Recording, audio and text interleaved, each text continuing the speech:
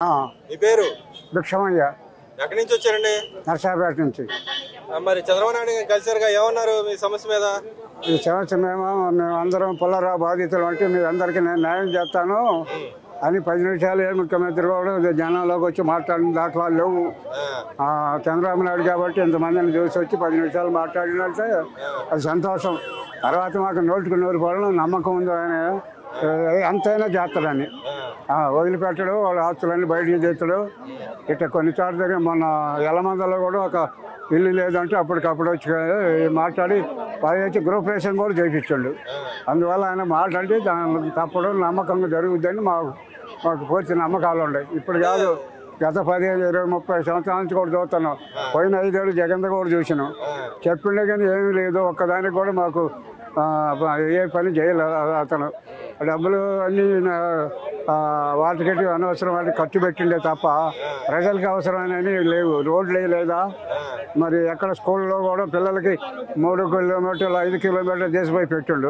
ఈ చిన్నపిల్లలు అందరం పోయి నడుస్తారా, చదువుకుంటారా? తెలుగు మీడియం కాదు, ఇంగ్లీష్ అండు. మన ఇది తెలుగుదేశం, ఆంధ్రప్రదేశ్ అంటే తెలుగు కాదు ఇంగ్లీష్. మనం ఏమన్నా ఫారెన్ వాళ్ళదా? అది కాదని అది పెట్టిండు. ఉద్యోగాలు ఇంగ్లీష్ లో అయితే ఉద్యోగాలు వస్తాయంటగా, తెలుగు అయితే ఉద్యోగాలు రావంటున్నాడుగా. ఆయన అంటే చల్లదు కదండి, వచ్చేది జనం చెబుతారుగా. ఈ 5 ఏళ్ళు పోతే మళ్ళీ ఆయన ఎన్నుకుంటే ఆయన మంచోడు అంటారు.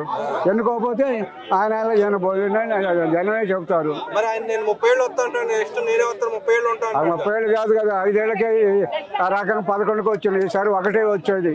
11 కాదు, 1 వస్తుంది. ఉద్యోగాలు అతను పెట్టిండా. ఇప్పుడు 3,000 4,000 చేసిండా. మరి పెన్షన్ మన 4,000 పెన్షన్ ఇచ్చిండా. ఇప్పుడు ఈ గ్యాస్ ఇస్తుండా. గ్యాస్ 3 సిలిండర్లు మాకు పడ్డాయి. తర్వాత 3,000 4,000 తీసుకుంటున్నాం. మరి పొలాలు ఇవన్నీ అవకతవకలు జరిగినాయి. రాళ్ళు దాని మీద బొమ్మలు 30 కోట్లు 40-50 కోట్లు ఖర్చు పెట్టిన అవసరం. ఆ బొమ్మలు లేకపోతే మామూలు రాళ్ళు ఇదివరకు బ్రిటిష్ వాళ్ళ టైం నుంచి రాళ్ళు ఉన్నాయి. మరి ఇప్పుడు ఎందుకు ఆ బొమ్మలు వేయాల్సి వచ్చింది? అందువల్ల అతన్ని అసలు చెల్లెలు తల్లి అమ్మ వాళ్ళే నమ్మటంలా.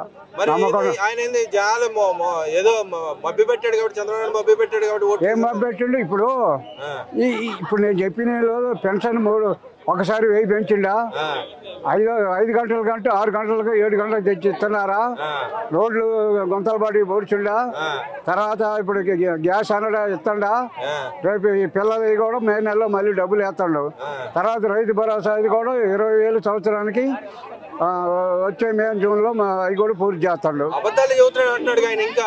ఆయన చెప్పిన వాళ్ళకి జనాలు చెప్పాలని. జనం ఇప్పుడు నేను చెప్పిన ఇవ్వకపోతే ఈయన కూడా నమ్మరు. ఇప్పుడు ఇస్తుండగా అవన్నీ ఇచ్చినప్పుడు ఆయన ఎందుకు నమ్మరు? ఆయన అంటే మొదలుపెట్టి జనం అనాలండి. ఆయన చెబితే కాదుగా, ప్రజలు చెప్పాలా. ప్రజలకైనా ఈ మీడియాలోకి వచ్చి మాకేం జరగట్లేదు అని చెబితే అప్పుడు ఈయన కూడా ఆయన మోసం మాటలు అనుకోవచ్చు. ఇప్పుడు ఆయన చెప్పినట్లు 3-4 6 వాటిలో 3-4 జరిపిండు.